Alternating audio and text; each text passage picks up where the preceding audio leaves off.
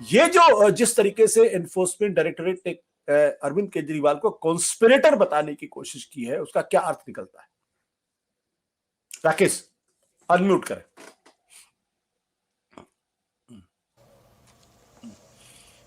देखिए आशुतोष जी, अरविंद केजरीवाल कॉन्स्पिरेटर हैं या नहीं है, ये तो लिखित रूप में किसी समन में तो आया नहीं है।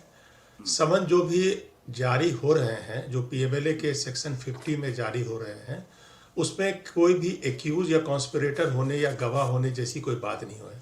उसमें सिर्फ ये लिखा जाता है कि आपको इस केस से संबंधित कुछ जानकारियां हैं, तो आप उन जानकारियों को हमारे साथ साझा करें। अगर वो आप जानकारियां नहीं साझा करेंगे तो पीएमएलए के जो दूसरे प्रावधान हैं, जो सेक्शन 63 का जो क्लॉज 4 है, जिसमें अगर नहीं आप उनको कंप्लाई करते हैं तो एक अलग तरह का मुकदमा जो इंडियन पेनल कोड के 174 सेक्शन के अंदर आता है, वो एक अलग मुकदमा बन जाता है, जिस मुकदमे में आपको 6 महीने की जेल और 10,000 रुपये तक का जुर्माना हो सकता है। तो अभी 2-3 चीज़ें जो है आशुतोष जी काफ़ी मिक्सअप हैं, तो मीडिया में थोड़ी क्लैरिटी नहीं है। 3-4 चीज़ें एक साथ चल रही है, बहुत सारी चीज़ें अरविंद केजरीवाल, ईडी, सीबीआई की चल रही है। अब मैं एक कर के सबको स्पष्ट करूं, ईडी ने उनको सब मिला के 8 समन भेजे और एक 9वां समन एक और भी है, वो दिल्ली जल बोर्ड का मामला है, जिस पर हम अलग से चर्चा कर सकते हैं। 8 समन में पहले 4 समन जब आ गए थे, जब उनका इन्होंने पालन नहीं किया तो ईडी कोर्ट में चली गई। लेकिन ईडी कोर्ट में जाने के बाद भी समन को भेजना जारी रखा। फिर 5वां समन, 6ठा समन, 7वां समन, 8वां समन वो भी आता रहा। तो जब 4 समन का जो एक केस बना, वही केस बना जो पीएमएलए के सेक्शन 63 और क्लॉज 4 के अंदर आता है, जिसमें आईपीसी के 174 अट्रैक्ट हो जाता है।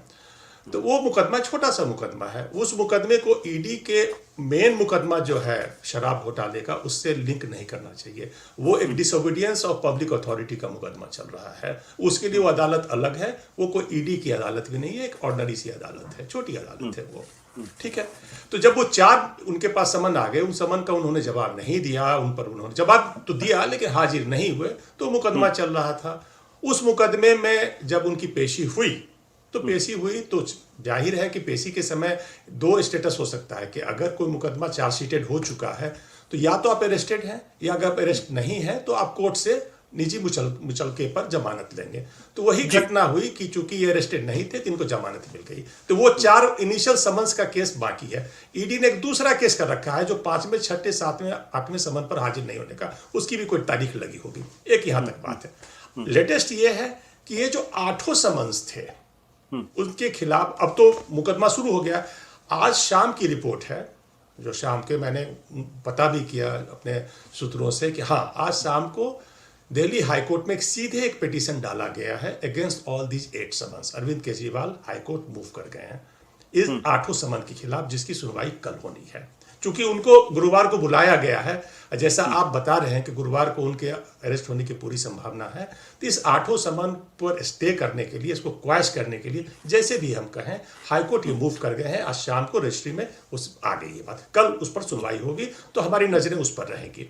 अब एक बात मैं ये कर रहा हूं कि के कविता की बात, मुझे 2 मिनट समय दीजिएगा, बड़ा टेक्निकल। बिल्कुल, प्लीज। आपको के कविता जी के बारे में शुरू से कहा जा रहा था कि वो आरोपी हैं, संलग्न हैं, सब चीज़ों में संलिप्त है। उनके पीए, उनके ऑफिस के लोग सारे पहले ही अरेस्ट हो चुके थे ईडी के द्वारा। के कविता भी 2-4 बार बुलाई गई, आई, अपना जवाब दिया, गई, ठीक है। ये सवाल उठता है कि के कविता को पहले क्यों नहीं अरेस्ट किया गया। तो मैं आपको बता दूं कि जो पीएमएलए में जो बेल की जो कंडीशंस हैं, जो सेक्शन 45 में जो कंडीशंस हैं, उसके सेक्शन 45 के क्लॉज 2 में प्रोविजो है। प्रोविजो यो कहता है कि बेल दी जा सकती है। इन प्रोविजन 2 एक्सेप्शंस हैं, उसमें 16 साल से कम उम्र के व्यक्ति, महिला, बीमार, वृद्ध और कोई व्यक्ति उस तरह के केस में फंसा हुआ है जिसकी टोटल वैल्यू 1 करोड़ से कम है। तो ये सब प्रोविजो है। तो वो प्रोविजो के कारण ईडी को ये पता था कि अगर ये प्रोविजो है वहां पर, तो अगर के कविता को अरेस्ट भी किया जाता है तो वो इस प्रोविजो का लाभ लेके तुरंत बेल मिल जाएगा, क्योंकि वो एक्सेप्शन कैटेगरी में थी। एक बहुत बड़ा डेवलपमेंट अभी हुआ है पीएमएलए में, जो आपके दर्शकों को मैं बता दूं कि एक मुकदमा जो छत्तीसगढ़ में हुआ था, जिसमें वहां के जो चीफ मिनिस्टर थे भूपेश बघेल, उनके ऑफिस के या वो पीए होगी, कुछ भी होगी, एक सौम्या चौरसिया एक महिला डिप्टी सेक्रेटरी थी जिसको ईडी ने अरेस्ट किया था, वही महादेव ऐप वाले मैटर पर जी। और उनको जमानत नहीं दी गई थी, लोकल कोर्ट में भी नहीं दी गई थी और हाई कोर्ट में नहीं दी गई थी। उस पर एक लैंडमार्क जजमेंट आ गया दिसंबर के महीने में सुप्रीम कोर्ट में, जिसमें सुप्रीम कोर्ट ने यह कहा कि वो जो प्रोविजो है महिलाओं को एक्सेप्शन देने वाला, वो मैंडेटरी नहीं है। I am using the word, वो मैंडेटरी नहीं है, वो डिस्क्रेशनरी है। कोर्ट उस पर कर सकती है, उसको कंसीडर कर सकती है in the light of the facts and circumstances of case. उनका यह कहना है कि आज के जमाने में महिलाएं काफी पढ़ी लिखी हैं, वो खुद वेंचर आउट करती हैं, वो प्रोफेशंस में हैं, वो ट्रेड में है, बिजनेस में है, तो ये कहना कि वो उनसे कोई करा लिया होगा, इस कारण से उनको एक ब्लैंकेट एक्सेप्शन नहीं दिया सकता। ये एक मेजर है। ये घटना है दिसंबर 2023 की, जब ये जजमेंट सुप्रीम कोर्ट को आया। तो अब जब जजमेंट आया उसी वक्त हम लोग ये समझ गए थे कि अब के कविता जी अरेस्ट हो ही जाएंगी, क्योंकि जो उनको प्रोटेक्शन था पीएमएलए में, वो प्रोटेक्शन एक तरह से उसको धीरे धीरे से क्वाइस तो नहीं किया गया है उस प्रोविजन को, लेकिन डिस्क्रेशनरी बना दिया गया, मैंडेटरी नहीं बनाया। तो अब वो अरेस्ट हो रही हैं इसमें, ठीक है। और मैं जानता हूं कि बाकी जैसे लोगों को जमानत नहीं मिली है, इनको भी जमानत नहीं मिलेगी। हालांकि इनके लॉयर्स जो हैं उस बोली कुछ करना चाहते, हालांकि उनके लॉयर्स अभी भी उस क्लॉज का करेंगे। अब वो आ गई हैं, उन्होंने एक बड़ा सा बयान दिया है। हाँ, उन्होंने एक बड़ा सा बयान दे दिया है। अब मेरा सवाल है कि के कविता के मामले में कोर्ट अगर ये कहता है कि अरविंद केजरीवाल, मनीष सिसोदिया समेत आम आदमी पार्टी के बड़े नेताओं के साथ मिलकर षड्यंत्र किया गया है, तो ये अभी तक पहली बार इस तरीके से स्पष्ट तौर पर ईडी ने कह दिया है या अरविंद केजरीवाल को षड्यंत्रकारी मान लिया है? सही बात है, आप बिल्कुल सही कर रहे हैं कि ये पहली बार। अभी तक ये था कि आम आदमी पार्टी के लीगल टीम या उनके प्रवक्ता हमेशा मीडिया में जाके बोलते हैं कि हमें बताओ कि किस कैपेसिटी में आप बुला रहे हो, एक्यूज के लिए या जनरल इस तरह के गवाह के लिए। ये एक चर्चा का विषय था, एक आरोप प्रत्यारोप का विषय था।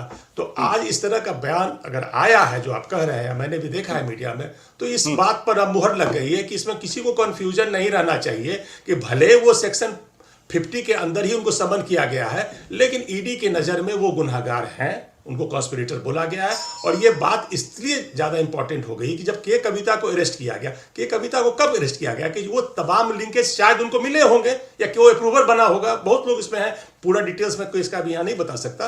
कुछ लोगों ने ऐसा बयान दिया होगा कि हाँ उन्होंने ये पैसे पहुंचाए, क्योंकि अभी जो हो रहा है, जो भी मुकदमा चाहे संजय सिंह के खिलाफ हो रहा है या कल होकर अरविंद केजरीवाल के खिलाफ हो, वो सिर्फ कहासुनी ही है, किसी अप्रूवर का बयान ही है। अभी भी कोई भी रिकवरी किसी के पास नहीं हुई है, ना कोई चैनल एस्टेब्लिश हुआ है। तो जिस तरह से बयान के आधार पर संजय सिंह को गिरफ्तार किया गया, उसी तरह कोई ऐसा बयान जो ये कहे, लिंक करे कि के कविता ने 100 करोड़ रुपया पहुंचाए थे और मनीष सिसोदिया और अरविंद केजरीवाल से संपर्क में थी, ये पूरा आधार बनता है अरविंद केजरीवाल को अरेस्ट करने के लिए। ईडी इसी का प्ली लेगी। सत्य हिंदी का ऐप डाउनलोड करें गूगल प्ले स्टोर पर।